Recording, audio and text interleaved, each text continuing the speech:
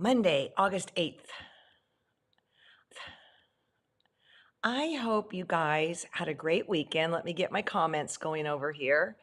Mine was a little unusual, actually. I'll talk about that in a moment as soon as I get everything in gear. Um, there we go. So Saturday was kind of an extraordinary day. In the morning, I had two Zoom events. All right, and in the morning, we had a gender reveal baby from Texas, John's brother's daughter. And it was really neat because obviously the people in Texas could be there, but there was a bunch of us family members that couldn't. So we zoomed in and they're going to have a girl. So the thing that's so great about them having a girl is that in the dad's side, Taylor, I think they've only had one girl in that family like in 80 years or something. So it was kind of a shock, and everybody was rooting for a girl. But she's going to grow up tough with all those boys around her. You know that to be true, right? So the other thing is I got, oh shoot, where did it go? A present from, shoot, rats. Well, here, let me grab this because I want to give due credit.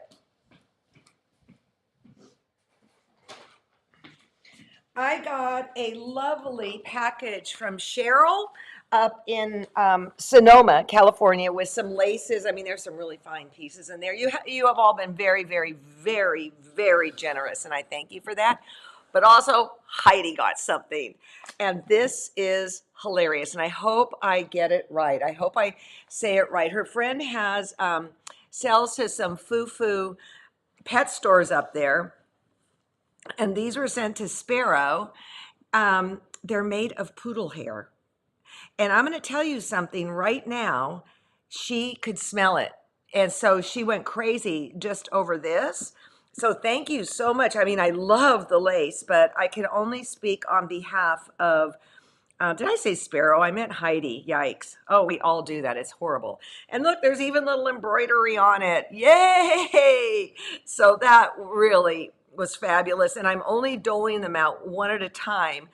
Although I will tell you right now, she has all those little mice things, that, are like that big. And periodically, John or I will get on our hands and knees and then get a yardstick and get it all out. So that lasted a half hour. And then it was Heather Purcell's memorial service via Zoom from Utah. And I'm so grateful. Mother Superior, you know her, she died of cancer.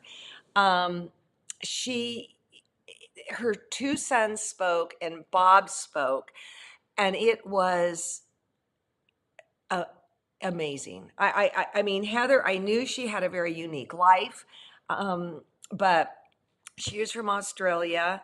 Bob's from Utah. I mean, they lived in Japan, they lived in Hawaii, they lived in Japan, and then they settled down in St. George. And just, I mean, I've known her like for 100 million years, and for a while we were in business together. But to see the composite put together was just absolutely lovely. So basically, we went from birth to death all in one day. It was quite a moving day. I will tell you that right now. And the other thing is that on Sunday, I'll show you. You guys know I'm in Joanne Sharp's the year-long class. Well, I'm in a lot of them, but I want to show you what I worked on yesterday. I needed here. Let's see if I can get this here. Yeah, it's a collage. And so I had zero magazines at the house that had anything of interest. So I went to the library. It was open, and they have a place called Friends of the Library, and you can get magazines for 50 cents. So I came home with, I think, one Southern Living and three Better Homes and Gardens. And when I saw the Duomo in Italy, I knew I'd hit pay dirt on this with the magazines. So all of this is just stuff from magazines. and I'm going to go and work on it some more today, but this was super fun, and it completely trashed my sewing room. Completely trashed. But the other thing I did was I worked on, I'm realizing, what was it, Sue Spargo that said if mama can't sew, no one's going to be happy. And I'm kind of feeling that way with my handwork. I've been working with buttons, and so here's one of them. I'm going to do this as a segment on the quilt show. I mean, fun, right? Okay. Super, super fun. Oh, bonjour, Carol. But what do you tell you something we got in the store?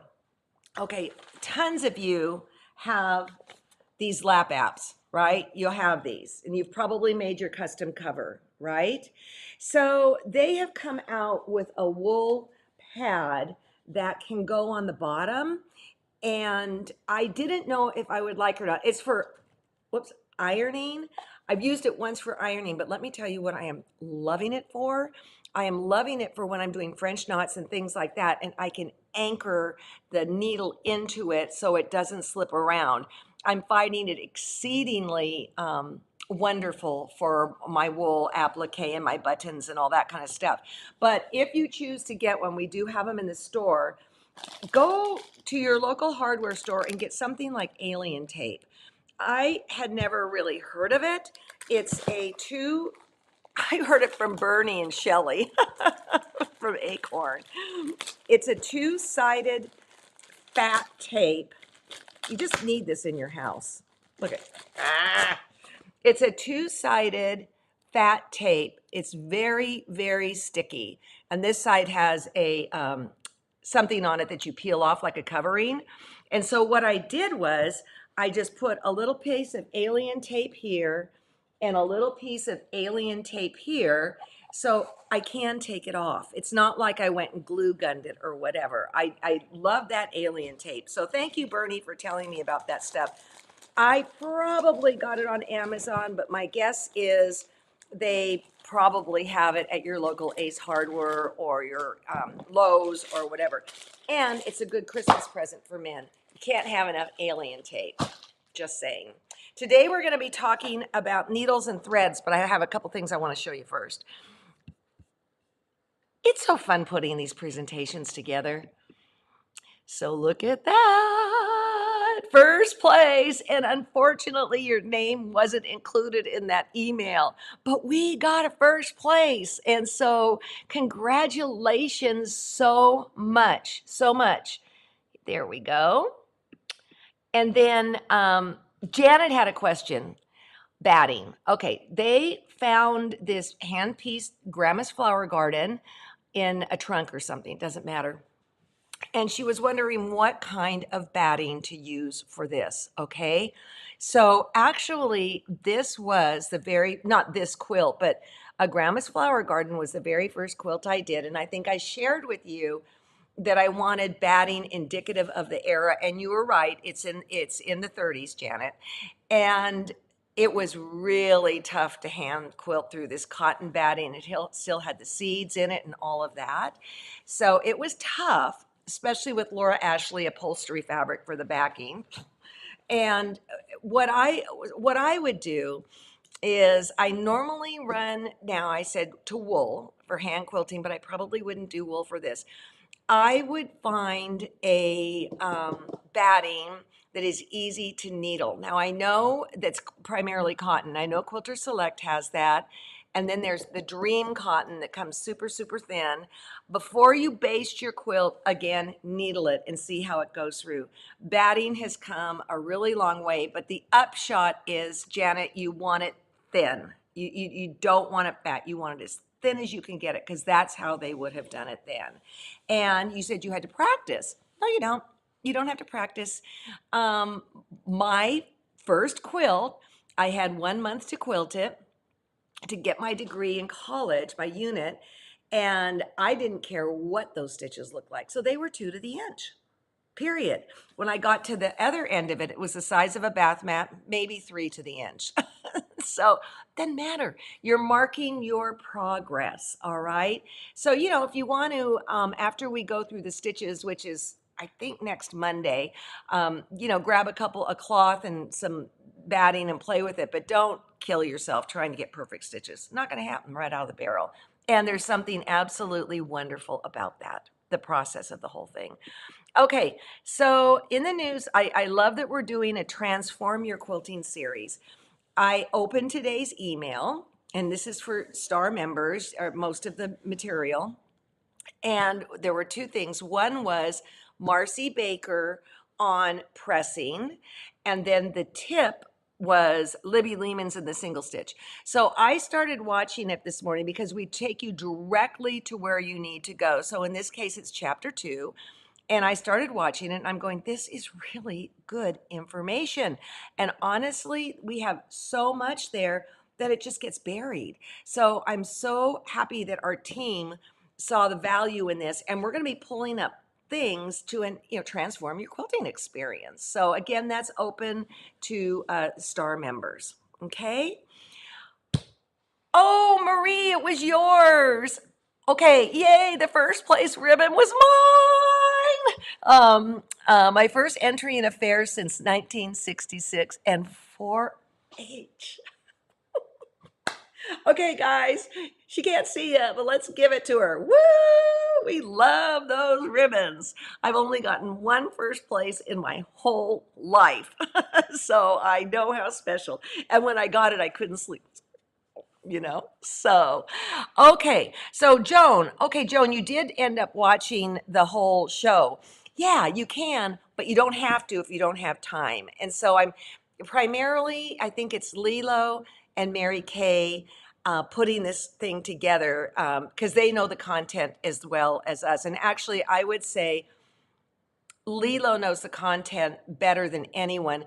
When we're hosting, I will speak for myself. When I am hosting, I am worried about so many other things that often the information just slips right by me. And then also, this is the other thing, and this sounds really not full of gratitude, but it's the truth. We don't so much anymore, but in the olden days, we would have a post meeting after the day and decide, okay, this, that. And we would get in the meeting and we'd say, now, what was this morning's show about? I mean, that's how much information we're onslaughted with. So I'm taking advantage of Transform Your Quilting. I love it. I think it's absolutely wonderful. Okay, let's talk about thread and needles, all right? First of all, let's look down here. In the olden days, I used to use, I think it was Dual Duty, and you got it at the chain store or whatever. Well, thread has come a real long ways, and I will tell you, this is Floriani. This is their quilting thread. And what makes a quilting thread a little bit different? There's a lovely, lovely subtle transition here of color. You could get this thread from a Floriani dealer. And then Superior puts out a King Tut thread that they had a quilting thread too, but King Tut is what I went to before I crawled into cahoots with Floriani. But what separates this thread from other thread? It's 40 weight. 40 weight is really quite heavy. And I didn't think about that. Let's see. Can't really see that, huh? It's quite heavy compared to like the 80 weight that I put in my bobbin. So it doesn't break as easily, etc. Let's open up this King Tut one and put it next to it. We have a lot of really great thread manufacturers out there, and I would take advantage of it, and I would use name brand thread. The thing with hand quilting is that now I realize you can spend a lot of time on machine quilting. Don't get me wrong on that, all right? But with hand quilting, it's gonna take a lot of time, and you're gonna wanna use the best products you possibly can. So these are my two go-to right now, these two. And it was interesting, Lilo and Robin came and cleaned out my sewing room and helped me get organized. And it was that point I just dumped all my cheap thread. Gone, gone. My time is too valuable to not use the best products available. And you don't need every product, but when it's good, you want it, right? So thread, 40 weight. You might even want to use a 30 weight. Now, what if you want to use a metallic? In the olden days, you would get it at the store like House of Fabrics. It was in a package on the wall. And basically, metallic thread has some sort of core, like let's just say a polyester core, and then the metallic is wrapped around it. And it is very, very fragile. And what happens is when you're quilting, your needle often stays in the same place on the thread, and then it will break that metallic and strip it down. Okay, so when you're working with metallic thread, oh, I'm having a hot flash. It's to be dumb. You know, my mom had hot flashes when she was 80. Let's see how red I just turned right here. So when I am quilting, if I am using metallic thread, and I would only use it for a quilt that's going to, say, be on a wall, I wouldn't use it for something that's going to be on a bed. I will put the thread through the eye of the needle, okay? And then about every 3 passes, I will shift what's going through the eye of the needle, and then it won't split so easily. That thread has come a long way too.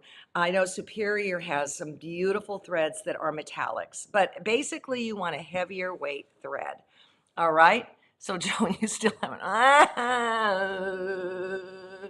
So John and office staff just received 7 identical emails from the Quilt Shop about oak shots being in stock. I don't mind, but you might want to check and see what's going on with the system. Thanks, Carla.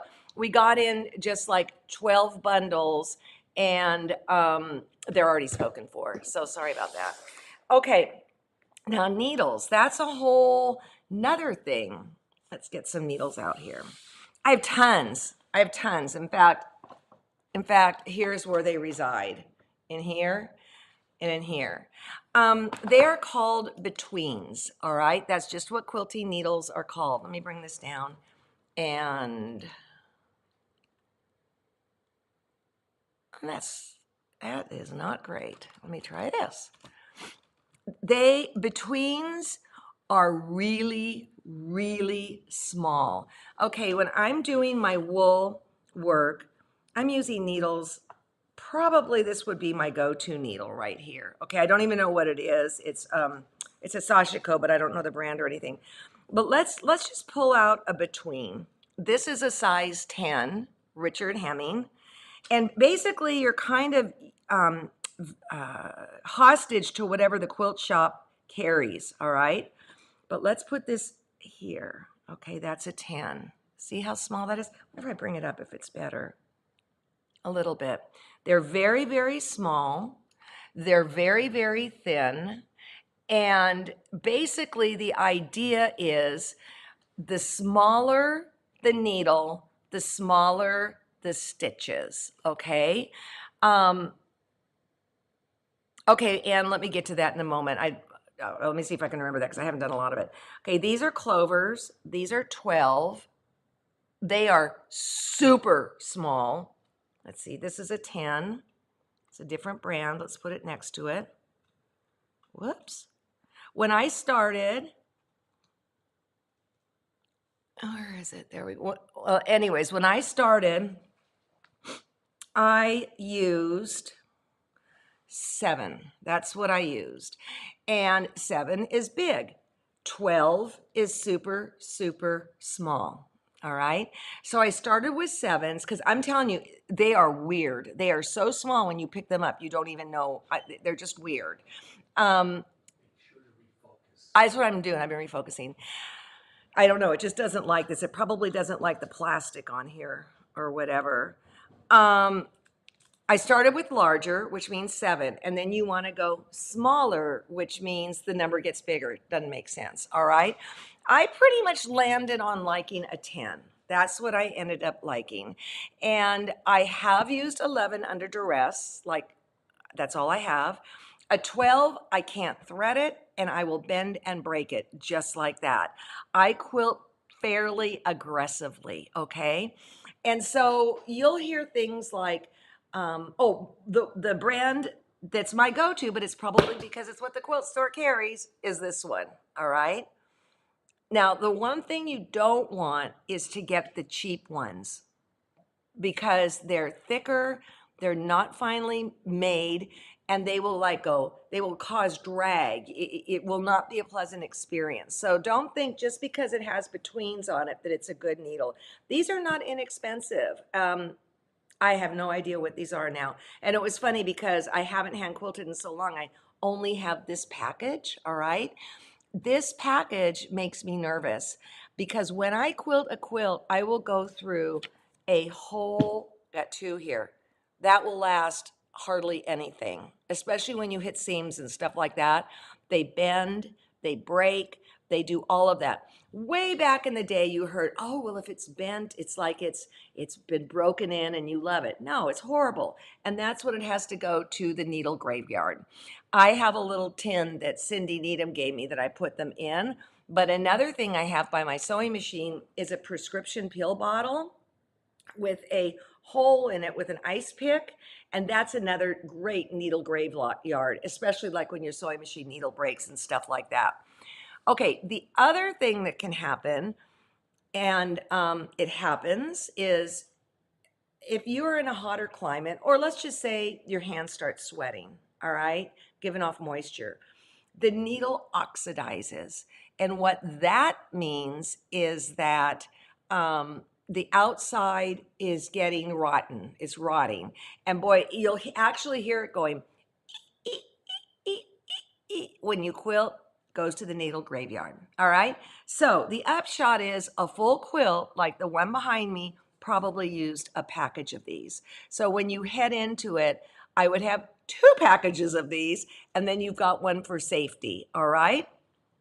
Oh, that's interesting, Peggy. The ears tends to break at the eye. It's probably the way you quilt. I don't know.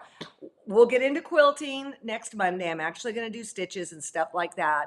And you're just going to go through them, all right? And don't go cheap. I'm going to keep saying that.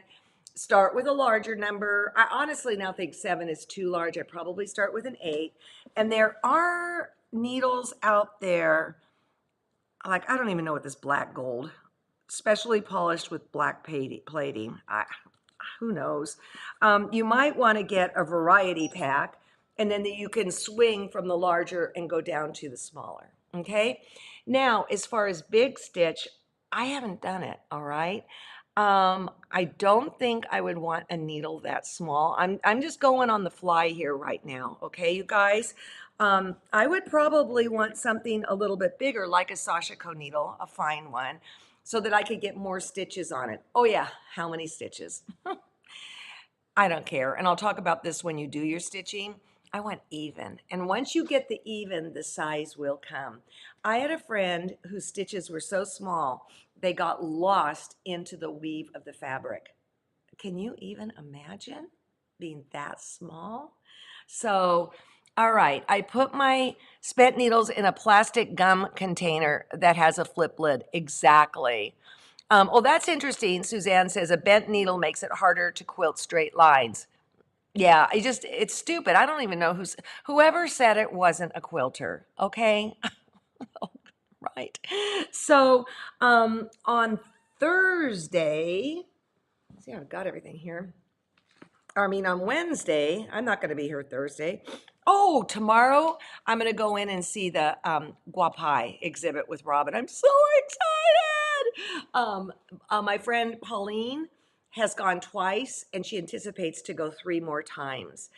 She bought a museum membership, was like 60 or 70 bucks, and she can just go all she wants for a year. And so I got us that. We're going to go in. Pauline was showing me pictures of things I haven't seen, and they just blew my socks off. I will get pictures to share with you guys, all right? Okay, Bowen Needles, Ronnie, yes. Bowen is a very nice brand, very nice. And yes, these things cost a little bit more, but trust me, you don't want a crummy needle. You just don't. Okay. Oh, so you took the grandkids, Rondi. Okay. So, a little side note, my son and his family have just moved outside Nashville from Los Angeles in I always want to say Lincoln, one of the towns. Why do I want to call it Lincoln? Oh, for Pete's sakes. Um, anyways, my heart just breaks for them. Like the kids are starting school. I mean, first of all, they're super happy. Is going super happy that they're there, but they don't know anybody. And that made me realize we have new people coming in across the street, and I'm going to make sure, boy, I'm over there the first day with a block map so they know who everybody is and all that. So I said, this is what you do.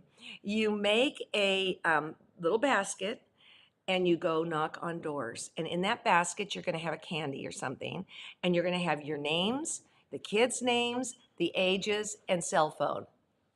Franklin. Franklin. Yeah, not Lincoln. He's one of those presidents. Franklin. And so it's like, and then Shelly goes, well, if they get sick at school, who are they supposed to call? I mean, it's just these things you take for granted when you. Lynn John said, call Dolly Parton. Everybody likes her. I said, put my phone number down and I'll just call and say, well, you got a problem.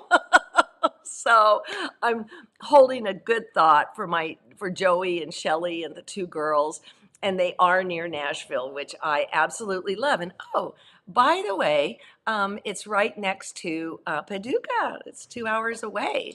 There's a great. I did tell. There's a great quilt shop in Franklin, so I told her what I said. Forgive me for saying this. I said, go find the local guild. Go there and introduce yourself as my daughter-in-law, and you'll have more friends than you know what to do with. So if you have somebody new moving into your neighborhood, please be good to them. Oh, my babies, what an adventure. What an adventure. So anyways, yeah, I think they'll love it there too. I just think this first year is going to be rough, and that's what it is. So, okay, ladies and gentlemen, I will see you Wednesday. And again, we're going to be doing marking tools and thimbles. And also, Heidi goes in to get snip, snip on Wednesday morning. So she has to be there at 7. So I've commissioned John to do that. So I'm here and completely focused for you guys.